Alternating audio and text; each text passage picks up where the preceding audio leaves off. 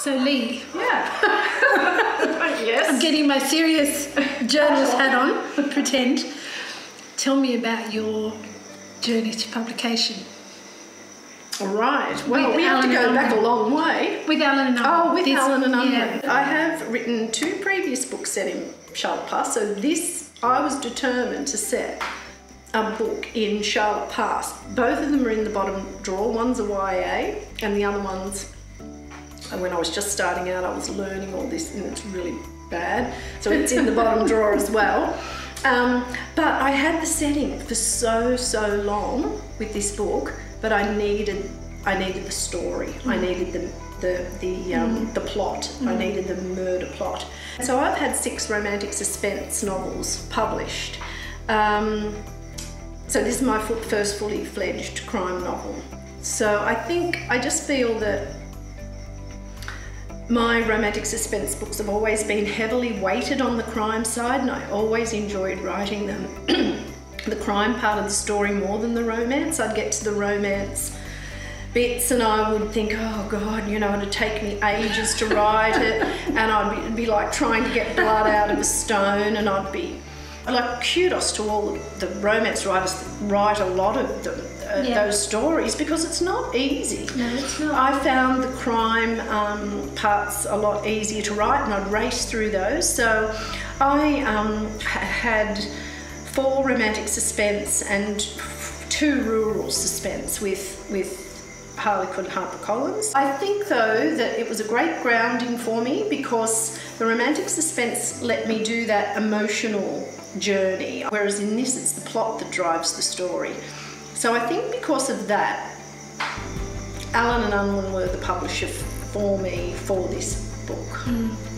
And my agent, Bernadette Foley, hi Bernadette, she submitted it to Allen Unwin, and very many thanks to Annette Barlow for taking it very swiftly to an acquisitions meeting. Many thanks, Annette. Thank you, Annette. We love you, Annette. And and I just went from there, and it's really worked out well for me. So that was my journey. I mean, I worked while I was raising the children and all of that. I didn't really have a lot of time to write, like many women. Don't have a lot of, they're writing in snatches of time that they have. So that was me earlier on, but when my youngest child got his driver's license, all of a sudden I wasn't the taxi anymore, and freed up a bit of time, and my husband said, well, if you're going to have a serious crack at this, do it now. And that was back in 2009, and I was published in 2012. Yeah, okay. Yeah. Which is great. My journey to publication. So this is my debut book. I did a Bachelor of Arts in English. I did a master's degree in Australian literature, started a PhD but never finished. And so through that academic journey, there was a little bit of publication, and I published my first poem in a folksy magazine, and I can't remember the name of it, back in the 1980s. And then life just got in the way. I was a single mother. I started teaching out west, worked in a whole series of industries to get by. Never had enough time to write, but always felt, it was very strange, I always felt the urge to go to the typewriter, as it was, or to the book, the empty diary that I had. I always had that urge to go and write.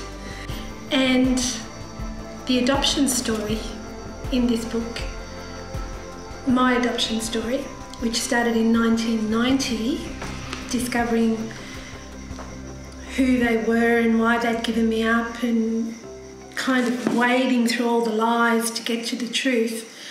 I started writing this book because I was so furious with the fact that they'd kept all that information from me, and I wanted to make myself get all of me, get it all from them, understand it all, and put it down and put myself out there.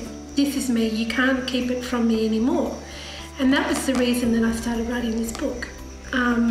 to put myself out there again.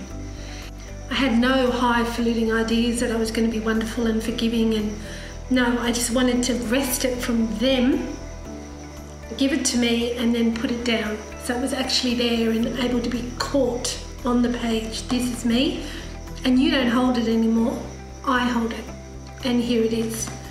So initially this all came from anger and fury. And then falling in love, all the tragedy that happened afterwards. So I started writing in 2012. I started writing this in 2012.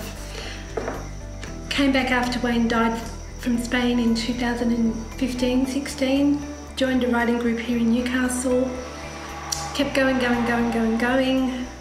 Realised how important it was, what I was saying. Got myself an agent. She unfortunately couldn't sell it. Went on conversations, started a little bit of interest. Got myself a new agent, or he got me, actually I didn't get him. He got me, and put it into Allen Unwin, and 6 weeks later we had a deal. Fantastic. And I love that word, highfalutin.